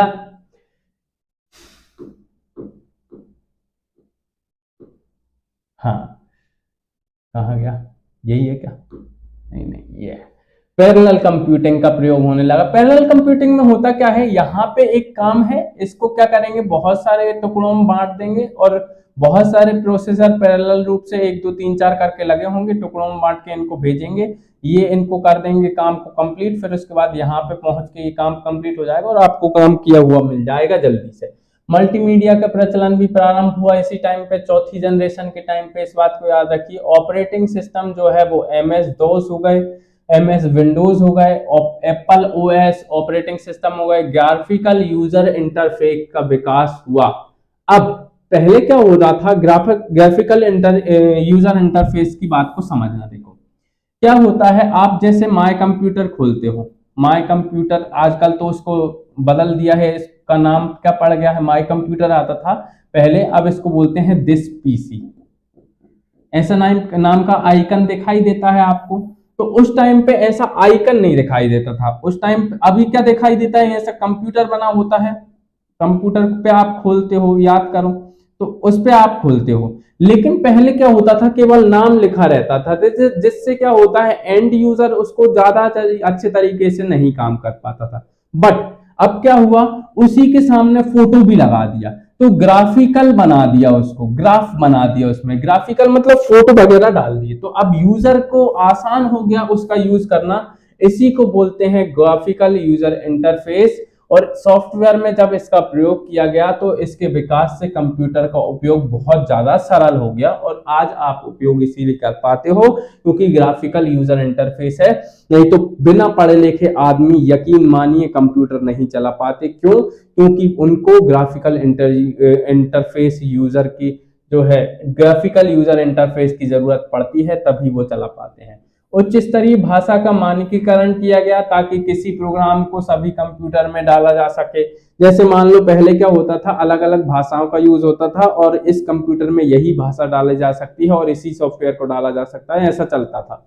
बट अब क्या होता है, इस कंप्यूटर में ये प्रोग्राम भी डाल सकते हैं, ये सॉफ्टवेयर भी डाल सकते हैं, ये भी डाल सकते हैं, इसलिए क्योंकि मानकीकरण कर दिया है उच्च स्तरीय भाषा का। अब लास्ट जनरेशन आई चौथी के बाद, पांचवी पीढ़ी की जनरेशन 1940 से चली, ये 19, अरे रे, पांचवी पीढ़ी की जनरेशन 1940 से 56, गलत लिखा है भैया यहाँ पे, ये होगी 1989 से अब तक। ठीक है, तो डेट थोड़ा सा वहां वाली फोटो वाली डेट पे आप ध्यान में दीजिएगा। आप कौन सी डेट पे ध्यान दीजिएगा, ये वाली डेट पे ध्यान दीजिएगा। निर्माण में किस चीज का प्रयोग हुआ, तो इसमें भी माइक्रो प्रोसेसर चिप का प्रयोग किया, बट ये अल्ट्रा लार्ज स्केल इंटीग्रेशन और सुपर लार्ज स्केल इंटीग्रेशन पर आधारित थे। इसमें जो सॉफ्टवेयर थे वो इंटरनेट तथा मल्टीमीडिया सॉफ्टवेयर थे और इसके साथ साथ पैरेलल प्रोसेसिंग होने लगी। इस बात को आप याद रखिएगा। देखो दो तरीके की प्रोसेसिंग होती है, एक सीरियल प्रोसेसिंग जिसमें काम रहता है, काम को सीधे एक एक करके निपटाते हैं, तो इससे दिक्कत आती है, लंबे समय में पूरा होता है। जबकि पैरेलल प्रोसेसिंग में इसी काम को क्या करते हैं, कई टुकड़ों में बांट दिया और टुकड़ों में संपन्न कर लिया, उसके बाद दोबारा से जोड़ दिया, इसे बोलते हैं पैरेलल प्रोसेसिंग। तो पैरेलल प्रोसेसिंग कौन से कंप्यूटरों में हुई, चौथी जनरेशन के कंप्यूटरों में हुई पैरेलल प्रोसेसिंग। दूसरी बात, भंडारण मेमोरी के लिए किसका, ऑप्टिकल डिस्क का यूज होने लगा, जैसे सीडी का, डीवीडी का, ब्लू रे डिस्क का प्रयोग होने लगा। आजकल तो वर्चुअल मेमोरी आती है और विशाल भंडारण क्षमता आती है।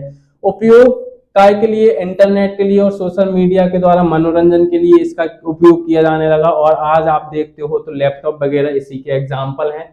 और विशेषता सबसे बड़ी क्या थी, बिजली में लगाओ, बटन दबाओ और चलाओ, तो प्लग एंड प्ले की सुविधा होने लगी थी। इसमें कोई रोक टोक नहीं है, सीधे प्लग करो और प्ले करो, ये अवधारणा आ गई थी। उदाहरण है IBM notebook, Pentium PC, super computer. ये सारे गुण और दोष क्या हो जाएंगे, अति छोटे हैं, अति तीव्र हैं, दो प्रोसेसर एक साथ जोड़कर पैरेलल प्रोसेसिंग द्वारा कंप्यूटर की गति अत्यंत बढ़ जाती है। मैं अब यार बता चुका हूं, ये बहुत सारे प्रोसेसर आपस में जोड़ दिए हैं, उसके बाद काम को बांटकर अलग अलग प्रोसेसर करते हैं, जिससे कंप्यूटर की गति बहुत ज्यादा बढ़ जाती है। नेटवर्किंग के क्षेत्र में क्या हुआ, अगला देखोगे तो नेटवर्किंग के क्षेत्र में internet, email, world wide web का विकास हो गया। इंटरनेट का विकास हुआ, ईमेल का विकास हुआ और वर्ल्ड वाइड वेब का विकास हुआ। सूचना प्रौद्योगिकी तथा सूचना राजमार्ग की अवधारणा विकसित हुई कब, 5th जनरेशन के कंप्यूटर में। देखो ये सारे क्वेश्चन हैं, अगर आप इनको ध्यान से पढ़ोगे तो आपको याद हो जाएंगे, अगर नहीं पढ़ोगे तो आप भूल जाओगे। नए कंप्यूटर में कृत्रिम ज्ञान क्षमता डालने का प्रयास चल रहा है ताकि कंप्यूटर की परिस्थितियों के अनुकूल स्वयं निर्णय ले सके। और लास्ट ये पॉइंट है आपका कि मैग्नेटिक बबल मेमोरी में प्रयोग से भंडारण क्षमता में वृद्धि होती है। तो ये जो है आपका क्या है भैया, 5th जनरेशन है। ये जो है आपको याद करना है और यहीं से आपको क्वेश्चंस बनेंगे। अगले लेक्चर्स में आपको जो है आपको बता देंगे भैया, ये मूर का नियम बताना है अगले लेक्चर में आपको। फिर उसके बाद जो है आपको पूरी की पूरी जनरेशंस की टेबल बतानी है कि भैया इसमें क्या यूज होता था, उसमें क्या यूज होता था। तो पूरी की पूरी टेबल आपको बताऊंगा, जिससे आपको क्या करेगा भैया, सिंपली तरीके से याद करना सरल हो जाएगा। तो ये जो है आपका कंप्यूटर का इतिहास में हार्डवेयर के प्रयोग के आधार पर, हार्डवेयर के आधार पर जो है पीढ़ियां दर्शाई गई और पीढ़ियों से क्वेश्चन बनते हैं, पेपर में आते हैं, आपको सही करने हैं, 20 में से 20 लाने हैं तो सही करने पड़ेंगे। और सारांश ICS का ऐप डाउनलोड कर लीजिए, जल्दी से जो है क्लास ज्वाइन कर लीजिए। अगर आप क्लास ज्वाइन कर लेते हैं तो आपको जो है कंप्यूटर की क्लास भी मिलेगी अभी लाइव, और इसके अलावा ग्रामीण अर्थव्यवस्था की क्लास जो है वो चल रही है, वो भी मिल जाएगी। तो इस बात को आप याद रखिएगा भैया, आपको जो है नोट्स भी प्रॉपर मिलेंगे, आपकी प्रैक्टिस भी बहुत अच्छे से हो पाएगी। Thank you.